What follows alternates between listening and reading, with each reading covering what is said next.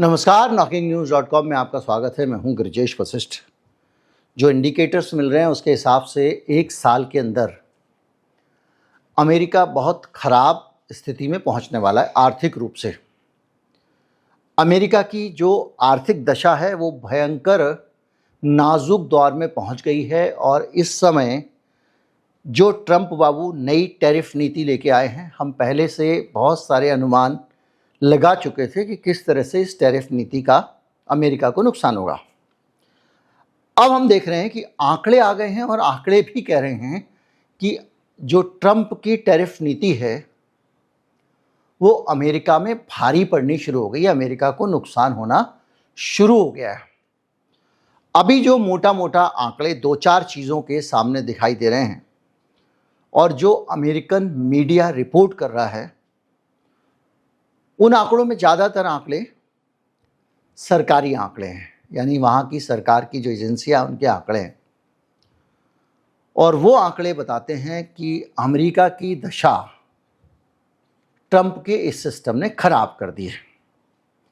खराब कैसे कर दी है, इसको देखने के लिए पहले तो एक मोटी मोटी चीज़ ये हुई है कि जो मूल उद्देश्य, मूल सिद्धांत डोनाल्ड ट्रंप के इस पूरे प्रपंच का था, जो आधार था, वो ये था कि अमेरिका का एक्सपोर्ट कम होता है, अमेरिका इंपोर्ट ज़्यादा करता है और इसके कारण उसको ट्रेड डेफिसिट होता है। तो अब अमेरिका में दूसरे देशों का माल कम आए इसलिए मैं उस पर लगा दूंगा टैक्स। जब टैक्स लगा दूंगा तो अमेरिका के अंदर ही ज़्यादा चीज़ें बनेंगी, तो अमेरिका के अंदर ज़्यादा चीज़ें बनेंगी तो वहाँ की मैन्युफैक्चरिंग ऊपर हो जाएगी। ये सपना डोनाल्ड ट्रंप ने जब रात को वो मुंगेरी लाल खेल रहे थे तो उनको आया। दूसरे दिन सुबह उठे, जैसे कि ऐसे लोग होते हैं, किसी की सुनते नहीं, कर देंगे नोटबंदी, मंत्री को कर देंगे बंद, मंत्रियों को, किसी को नहीं बताएंगे, किसी से मंत्रणा नहीं करेंगे, जनता झेलती है। तो ट्रंप ने ये जो टैरिफ सिस्टम लागू किया, अभी देखिए पूरी तरह से लागू नहीं हुआ है, बस टेंटेटिव वाले जो शुरुआती टैरिफ इन्होंने लगाए थे वो चले जा रहे हैं। भारत से तो अगस्त की शुरुआत में जाके कुछ फाइनल होगा। इस इतने भर से अमेरिका की दशा खराब हो गई है, जिसको कहते हैं लेने के देने पड़ गए हैं, और जो मकसद था व्यापार घाटा कम करने का, वो व्यापार घाटा बढ़ गया है। यानी जो इंपोर्ट जो है और बढ़ गए, एक्सपोर्ट कम हो गए। और ये मई के आंकड़े हैं। आंकड़े क्या कहते हैं इसको समझिए। अमेरिका में ट्रेड डेफिसिट पहले से ही लगातार बढ़ रहा था और इस बार तेजी से बढ़ना शुरू हो गया। जनवरी से अप्रैल के बीच में, इन 4 महीनों में 65.7% व्यापार घाटा बढ़ गया है अमेरिका का। और एक साल में ये सिचुएशन क्या होगी इसकी आप कल्पना कर सकते हैं, जब टैरिफ पूरी तरह से एक्टिव होंगे। यानी आपका मकसद था एक्सपोर्ट बढ़े और इंपोर्ट कम हो, लेकिन ये मकसद आपका पूरा नहीं हो रहा है। इसके साथ साथ एक और दिक्कत भी हुई, वो ये है कि जो व्यापार घाटे के साथ साथ वहाँ पर महंगाई भी बढ़नी शुरू हो गई है। अमेरिका में महंगाई की हालत इतनी ख़राब है कि जो कोर इन्फ्लेशन है वो भी पिछले साल के मई के मुकाबले इस साल के मई में ईयर टू ईयर बेसिस पे करीब 2.8% बढ़ गया है। अब कोर इन्फ्लेशन क्या होता है? इन्फ्लेशन मतलब मुद्रास्फीति या महंगाई या जो भी मान लें आप, 2.8% पिछले साल मई के मुकाबले इस महीने। तो कोर इन्फ्लेशन ये होता है कि जब तेल की कीमत है, सब्जी की कीमत, ये रोज़मर्रा के उतार चढ़ाव वाली स्थिति है, तो इसको एक तरफ रख देते हैं कि भाई इनको कैलकुलेट करेंगे तो बहुत एक्चुअल कंडीशन पता नहीं चलेगी। तो एनर्जी जैसे तेल, गैस की कीमतें, खाने पीने के सामान की कीमतें, जबकि ये भी बहुत बड़ी हैं, इनको फिर भी एक तरफ रख दिया। फिर जो मिलाते हैं वो कोर इन्फ्लेशन कहलाता है। तो कोर इन्फ्लेशन में 2.8% बढ़ोतरी हुई है। 2.8% बढ़ोतरी का मतलब जानते हैं? वैसे ही महंगाई का आंकड़ा 4% का होता है। यानी जिसको अगर देसी भाषा में कहे, बैंड बजी पड़ी है अमेरिका के लोगों की, इतनी महंगाई हो गई है। आपको पता ही है कि वहाँ पर जो अमेरिका में रहने वाले लोग हैं, अब उन लोगों ने बहुत सोच समझ के खर्चा करना शुरू कर दिया है। बाहर खाना खाने की जगह घर में ही काम चला ले रहे हैं। घर में भी जो चीज़ ज़रूरी नहीं है नहीं ला रहे हैं। पहले अमेरिका का आंकड़ा करीब 40% वेस्टेज था। लोग अंधाधुंध चीज़ें खरीदते थे और फेंक देते थे। अब वही अमेरिकी सोच सोच के, समझ समझ के चीज़ें खरीद के ला रहा है। इतनी महंगाई बढ़ चुकी है। मैंने महंगाई पे अमेरिका के वीडियो बनाया था, लेकिन आज आ चुके हैं आंकड़े जो मैंने आपके सामने रख दिए हैं। नतीजा ये हुआ है कि जो जून का पूर्वानुमान है वो ये कह रहा है कि अभी 3% का लेवल पार कर जाएगी ये महंगाई, कोर इन्फ्लेशन। और महंगाई का कारण जो बताया जा रहा है, जो कारण सामने आया वो ये है कि पास थ्रू है। किस चीज़ का? टैरिफ का पास थ्रू। ये क्या होता है भाई? एक बिजनेसमैन अगर विदेश से चीज़ मंगा रहा है और विदेश से मंगाने में टैक्स लग रहा है ज़्यादा, वही तो टैरिफ है ना। तो वो जो है, मैं ज़्यादा पैसे खर्च करूंगा तो मैं जनता से ज़्यादा वसूलूंगा। इस कारण से महंगाई बढ़ गई है।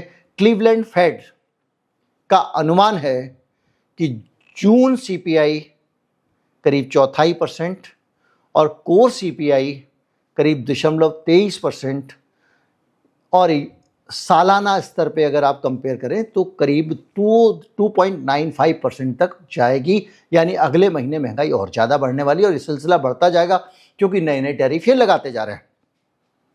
इसका फायदा किसको हो रहा है? इसका फायदा उस चीन को हो रहा है जिसके ऊपर आपने प्रतिबंध लगाए थे। चीन को फायदा कैसे हो रहा है? चीन को फायदा ये हो रहा है कि जो चीन से सामान एक्सपोर्ट हो रहा था वो हर देश को ज़्यादा एक्सपोर्ट होना शुरू हो गया। अमेरिका को नहीं हो रहा है, वो दूसरे देशों को सामान एक्सपोर्ट कर रहा है। इंडोनेशिया, मलेशिया, दूसरे देश, वियतनाम को 100 रुपये का माल खरीदता था वियतनाम, अब 130 रुपये का खरीद रहा है। सीधे 30% बढ़ गया। यानी इन सब देशों को चीन से जाने वाले माल की वृद्धि हो गई। क्यों हो गई? क्योंकि अमेरिका में अब जो माल जा रहा है इन देशों के जरिए वो चीन का ही माल जा रहा है। चीन की लॉटरी लग गई। चीन पहले भी माल भेज रहा था अमेरिका को, अब भी भेज रहा है, लेकिन अब उसने माल भेजने वाला आदमी बदल गया उसका। तो चीन का जो फायदा हुआ, सर से आप अंदाजा लगाए तो चीन का जो निर्यात है इन आसियान देशों को वो 58.4 अरब डॉलर हो गया है, जो अमेरिका के निर्यात के बराबर है।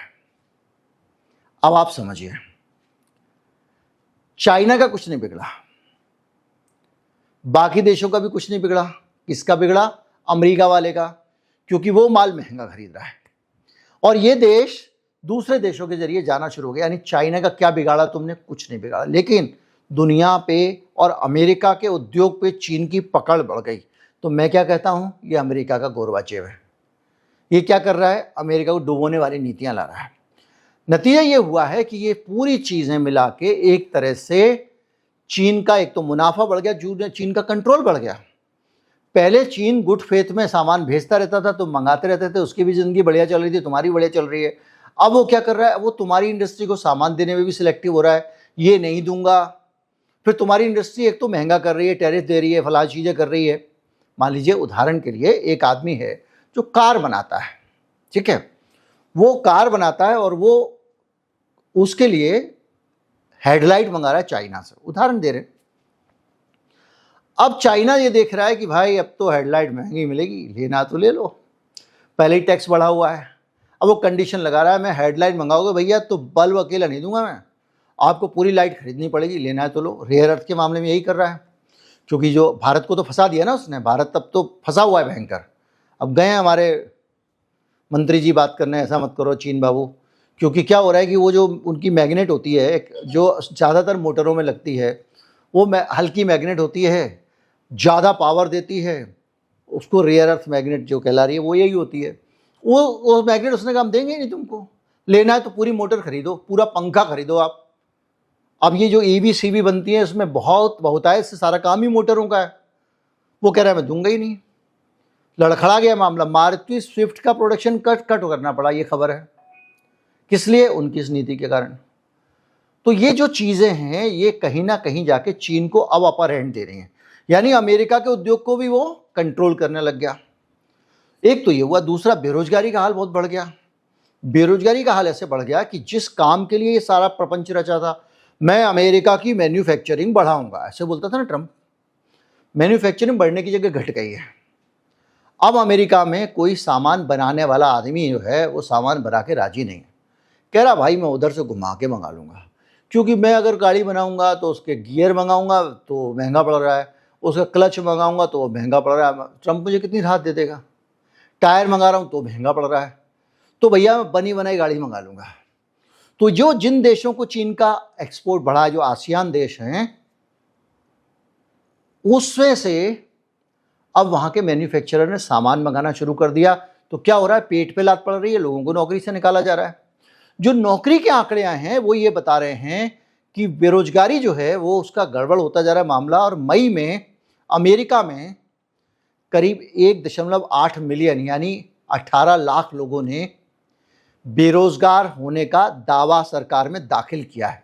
वहाँ पे उनको बेनिफिट्स मिलते हैं बेरोजगारों को, इसलिए।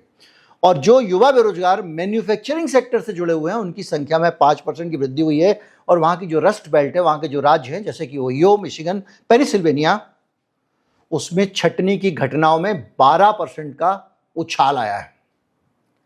यानी मैन्युफैक्चरिंग घुस गई, बेरोजगारी बढ़ गई। कहते रोजगार मिलेगा, हमारे यहाँ मैन्युफैक्चरिंग होगी अमेरिका में, और ऐसी चाल चली कि वे काम करना भी बंद हो गया और लोगों की नौकरियां भी जाने लग गई हैं। और इससे ज़्यादा वहाँ की कंपनी बेहतर समझ रही है, वहाँ से माल लाओ, ठप्पा लगाओ। भारत में नहीं हो रहा है। भारत में आप पंखा खरीदने जाओगे, 50 कंपनियां हैं हमारी पुरानी चली आ रही हैं, लेकिन अब वो अपना माल नहीं बना रही, बाहर का ठप्पा लगा रही हैं। आप चीनी माल का बहिष्कार करते हो और जो कंपनियां ठप्पा लगा के चीनी माल बेच रही हैं उसको खरीदते हो। सब कुछ चीनी है, जिधर देखो, यत्र तत्र सर्वत्र। तो जब आप ऐसी नीति लेके आओगे तो चाइना का और फायदा हो गया, और लगा लो टैक्स। जितना टैक्स लगाओगे, जितना कानून सख्त करोगे, व्यापारी कहेगा भाई बना बनाया उठा लाता हूँ, मुझे क्या पड़ी है बनाने की। तो अब चाइना का व्यापारी भी ये सोचने लग गया है, तो इसके कारण वहाँ व्यापारी वहाँ पे बहुत ज़्यादा बेरोजगारी बढ़ गई है। अमेरिकी कंपनियाँ मुश्किल में पड़ गई हैं, एप्पल, टेस्ला, जनरल मोटर्स जैसी कंपनियाँ। अब वो अपना उत्पादन वियतनाम, भारत, मैक्सिको वगैरह में डालने की कोशिश कर रही है, लेकिन दिक्कत ये उससे उसको डबल खर्चा हो जाता है। जैसे आईफोन है, आईफोन का जो सबसे ज़्यादा वैल्यू एडिशन वाला मामला, वैल्यू एडिशन क्या होता है? वैल्यू एडिशन होता है मुनाफा। भाई 20 रुपये लगाए, 80 रुपये कमाए। तो वहाँ 200 रुपये का माल लगा के जो चिप बनती है, माइक्रो प्रोसेसर, वो लाखों रुपए की बिकती है, हज़ारों रुपए की बिकती है। वो माइक्रो प्रोसेसर तो चीन में बन रहा है। वो जिस प्लेट पे लगता है, 50 रुपए की प्लेट लाखों रुपए की हो जाती है, हज़ारों रुपए की हो जाती है, अलग अलग जिस काम में लगना हो। अगर वो मान लीजिए हवाई जहाज में लगती है तो लाखों रुपए की हो जाती है। वो काम तो वहाँ हो जा रहा है, फिर उससे उठा के वो यहाँ लाते हैं। तो एक बार पूरा का पूरा उसको लेके यहाँ आना, फिर उसको जोड़ा जाड़ी होती है, फिर यहाँ से एक्सपोर्ट होता है, तो डबल खर्चा आ रहा है। तो ये कंपनियां भी परेशानी में, इनके मुनाफे कम हो गए। सोचिए अभी माइक्रोसॉफ्ट ने कितने लोगों को नौकरी से निकाला। हालत ये कि पाकिस्तान में तो उसने काम ही अपना बंद कर दिया, बिजनेस ही बंद कर दिया। तो ये जो पूरा नुकसान हो रहा है ना, वो इस लेवल पे पहुंच गया इनका कि अब वहाँ की कंपनियां जो है वो कह रही हैं कि यार क्या करें, दूसरी जगह बनाते हैं तो महंगा होता है। तो कॉम्पिटिटिव एज जो था इन कंपनियों का, क्योंकि इनको माल महंगा पड़ रहा है, तो अमेरिकी कंपनियां दूसरी जगह से भी जो बनवा के ला रही हैं उसमें भी ये चीनी कंपनियों का मुकाबला नहीं कर पा रही हैं। वही फीचर अगर अमेरिकी कंपनी फोन बना रही है तो वो पड़ रहा है 1 लाख रुपए का, और चाइनीज कंपनी बना रही है तो 60,000 का। दूसरा, चाइना क्या कर रहा है कि उसके यहाँ पे जो लोग माल बनवा रहे हैं उनको 3 तरह से फायदा दे रहा है। पैसा, अब फंडिंग का फायदा ले लो। अब वहाँ बना रहे हो तो वहाँ पैसे दे देगी सरकार, लोन ले लो। अब आप अपना वहाँ माल बनाओगे तो वहाँ पे आपको पैसे में लागत नहीं लगानी पड़ेगी। आप चीन से ही लोन लेके वहीं पे बनाया, और उसका बेल्ट एंड रोड इनिशिएटिव है, उसके ज़रिए लॉजिस्टिक फास्ट है, मतलब एक जगह से माल दूसरी जगह पहुँचने की रफ्तार बहुत ज़्यादा हो गई है, उसको वो बढ़ाया जा रहा है पूरी दुनिया के साथ में। तो दूसरा फ़ायदा क्या? स्पीड से माल पहुँचा देता है। और तीसरा ये है कि वो अब धीरे धीरे करके टेक्नोलॉजी में आगे होता जा रहा है, क्योंकि पूरी दुनिया की जो मैन्युफैक्चरिंग है उसको वो टेक्नोलॉजी से कंट्रोल कर रहा है।